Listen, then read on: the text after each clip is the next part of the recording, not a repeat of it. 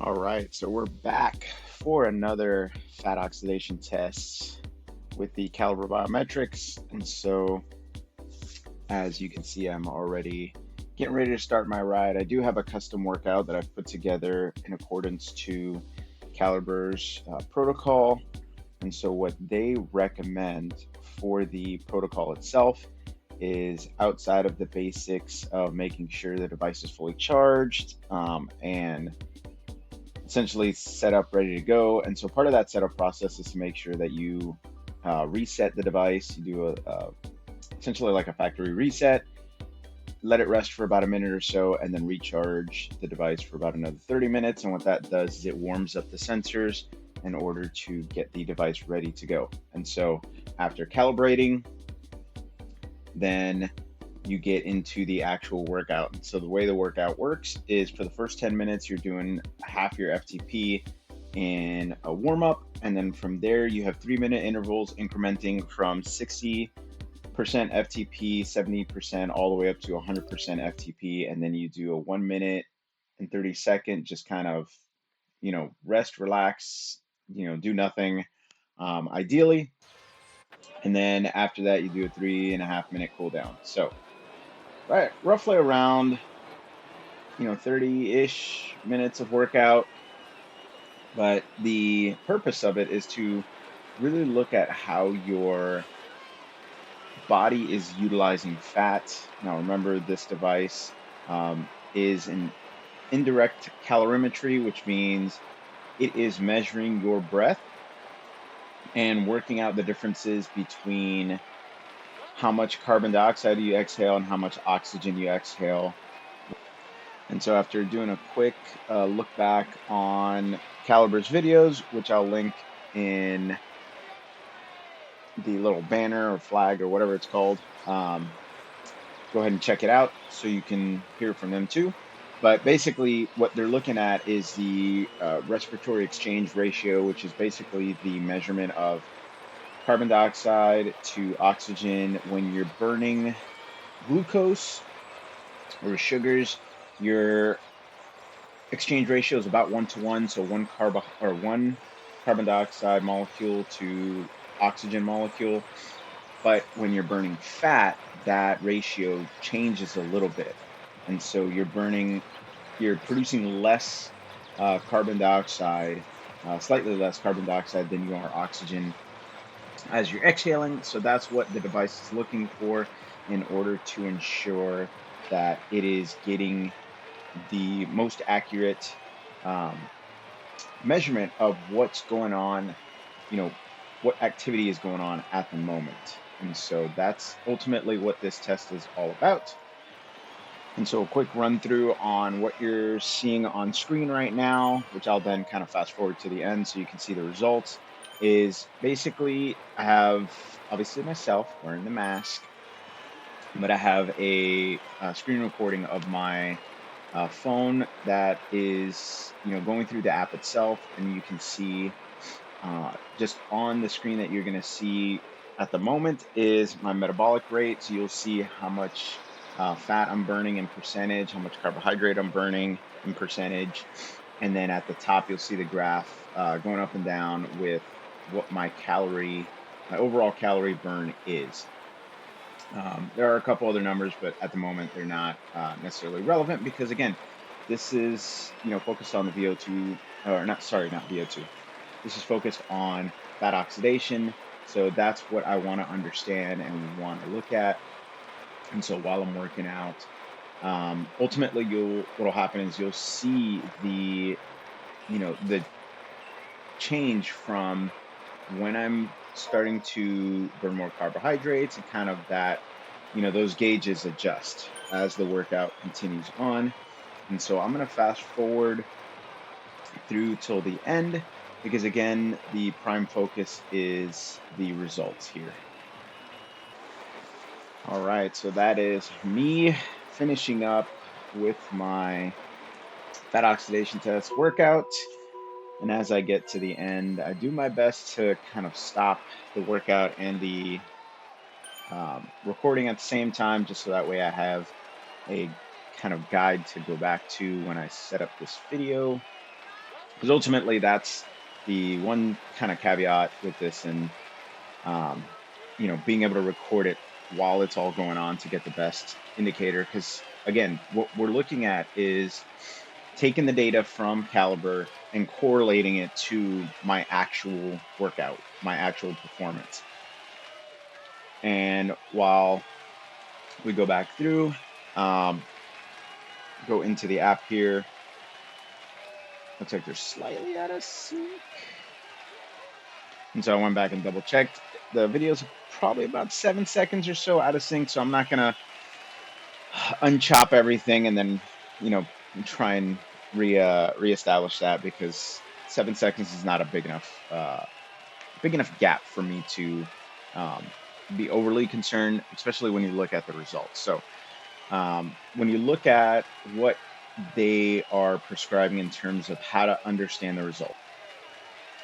And so they give a couple examples of what to look for. And basically what we're looking at is, when we're looking at the fat burn graph, we're looking to see when essentially my body starts to go from utilizing fat to then have a little bit of a steep drop off in fat burning, um, which is going to be around the 50% mark kind of transition. So that's really what I'm looking at in terms of where I hit that 50% mark and what the graph looks like. In my case, I look more like graph number one, where you have a little bit of a uh, higher amount of data versus a smaller graphs. And so if we look at where that starts to happen for me, zooming into the graph just a little bit, you'll see that for me, that happens right around the 17 and a half-ish minute mark. I say ish because I'd have to zoom in really, really far just to kind of get a good idea of it, but that's kind of where it starts to happen to me. So let's go back and look at what my performance looked like around the 15 to 18, 20-minute time frame. All right, and so as I get into my third 3-minute interval, roughly holding about 210 watts, and as you can see, my heart rate right now is in the 150s. My fat oxidation or fat burn and carb burn are roughly around 50-50. And so that's kind of where the, where the initial graph showing where that drop off is starting to kind of come together. Now, as I get deeper into this zone, you see that my fat burn just dropped a little bit more.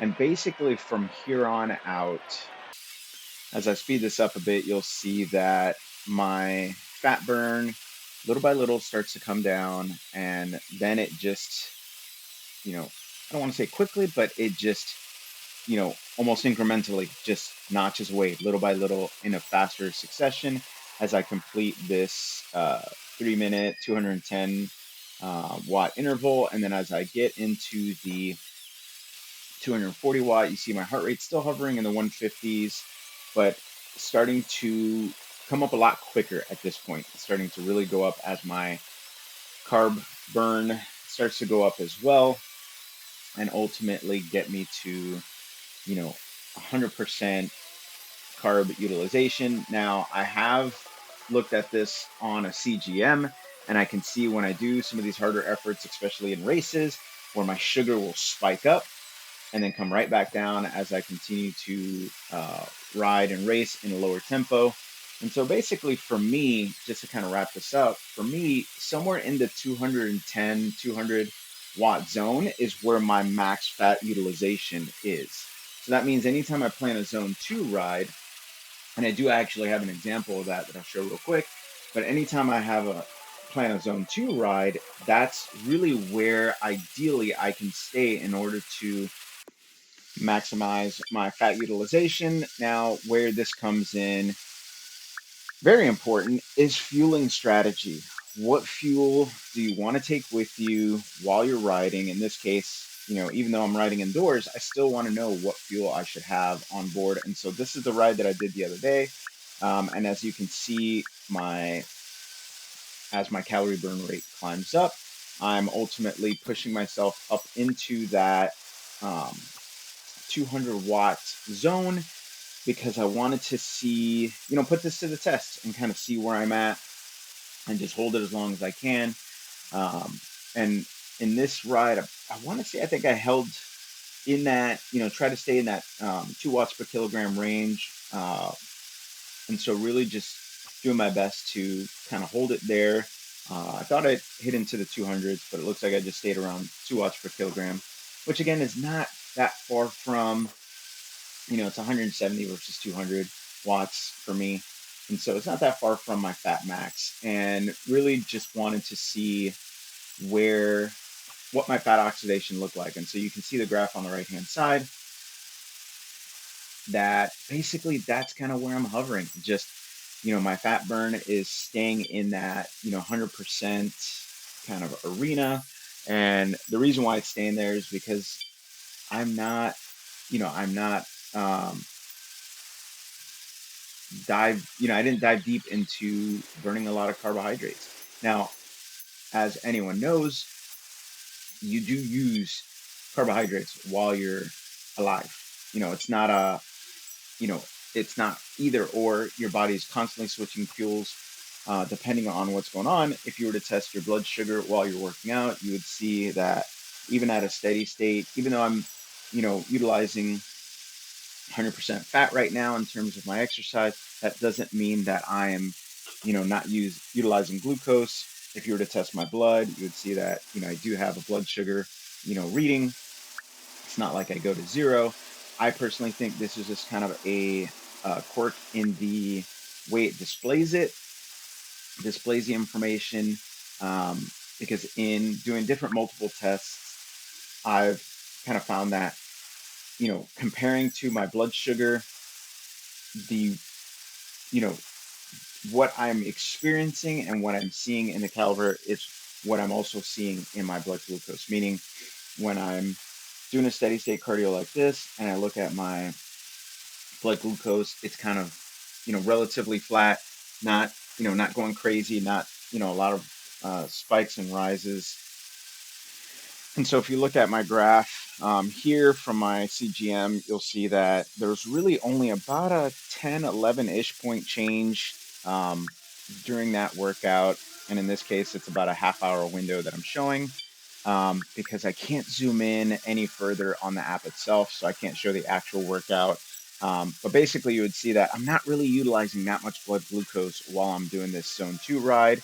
Again, hovering in the 2 watts per kilogram range. And then the one thing I did want to show as we get to the end here is if you look at the graph on the right, you'll see that I go from doing great. I'm 36 minutes into my ride, going from doing great, and then all of a sudden my calorie count starts to come down, and you can sort of see it right now. And I'll put an arrow over top of where it's at so you can know what I'm looking at. But you see my calories start to come down. Now, one thing to keep in mind when it comes to utilizing this device, especially if you're like me and you exhale a lot of moisture. I am apparently a very breathy person. That is one thing I'm finding out with this device, that I breathe out a lot of moist air. And so you see my calories start to come down significantly, but my workout hasn't changed. I'm still roughly holding around 2 watts per kilogram, but my calorie usage, according to the device, is coming down. And like I mentioned before, that is because the moisture in the sensor starts to build up. And when it starts to build up, the accuracy starts to go down. And I feel like that's what's happening there. So as I'm noticing that, I'm starting to, kind of get concerned, and ultimately just kind of start to realize that, maybe this is the end of the recording for this ride itself with regard to, capturing my gas exchange data. So I end up stopping the ride there. So again, just keep that in mind. If you're going to do any sort of workouts, just keep it to about a half hour or so. Guys, Miguel, from that thing you just watched, if you know where that reference is from, please leave it down in the comments below. One of my favorite channels. If you enjoyed this video, please hit the subscribe button, watch videos, playlists, whichever pop up. But thank you so much for joining me on this journey, and I hope to see you next time.